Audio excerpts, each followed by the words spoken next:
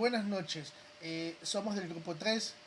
Mi nombre es Gustavo Triviño y vamos a hablar sobre las garantías jurisdiccionales que establece la Constitución de la República del Ecuador.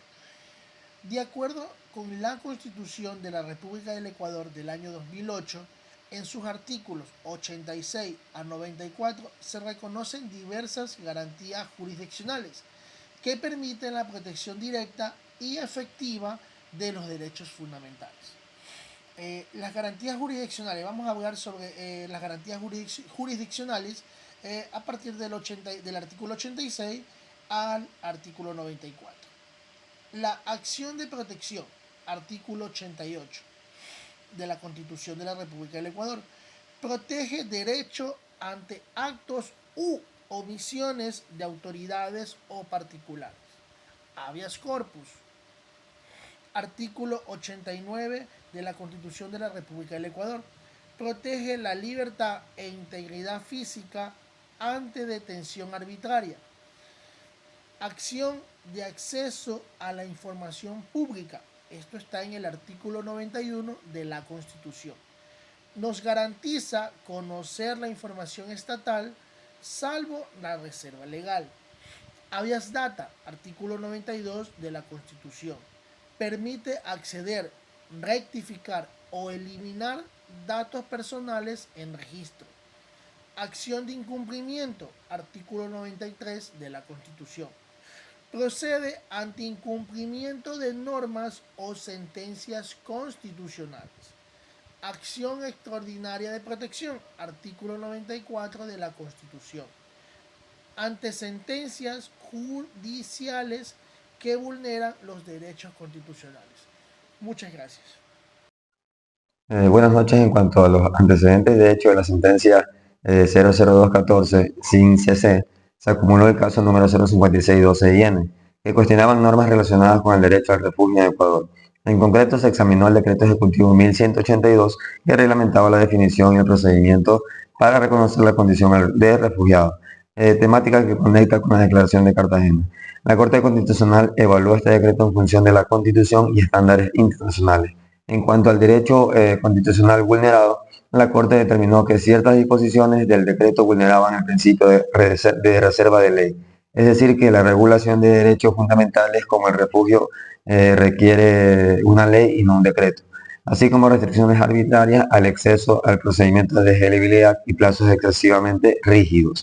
Dentro de la decisión del juzgador, la Corte aceptó parcialmente las acciones de inconstitucionalidad, donde ajustó la regulación, extendió o amplió la definición de refugiado conforme a la Declaración de Cartagena y restringió la capacidad del Ejecutivo para regular derechos fundamentales sin respaldo legislativo. En cuanto a la opinión personal, la sentencia representa un avance significativo donde restablece el principio de que los derechos fundamentales deben estar regulados mediante ley y no mediante decretos ejecutivos, fortaleciendo así lo que es la legalidad y el control constitucional.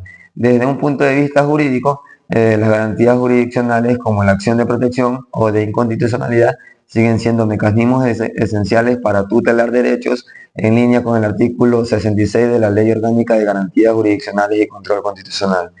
No obstante, en la práctica su eficacia enfrenta muchos desafíos en lo que respecta a las demoras en cumplimiento de sentencias y la debilidad institucional o falta de seguimiento.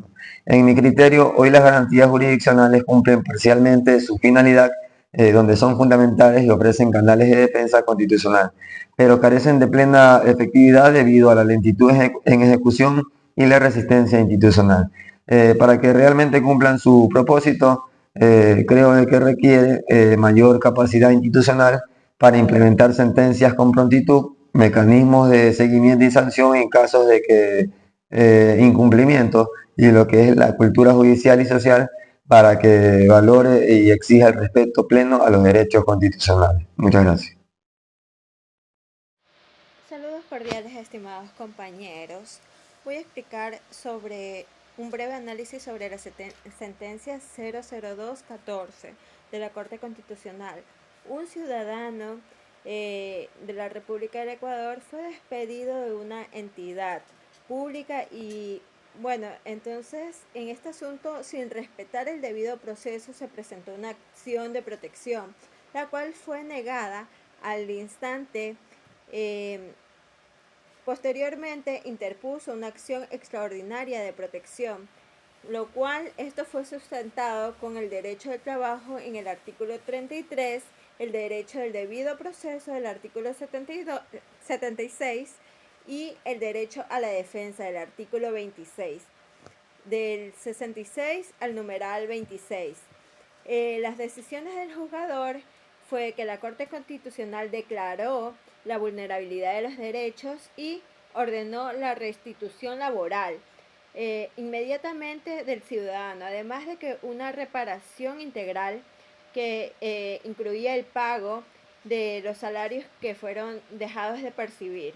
Entonces, en mi opinión personal, que este caso demuestra cómo la acción extraordinaria de protección actúa como un correctivo frente a errores judiciales que afectan los derechos fundamentales en la práctica ecuatoriana.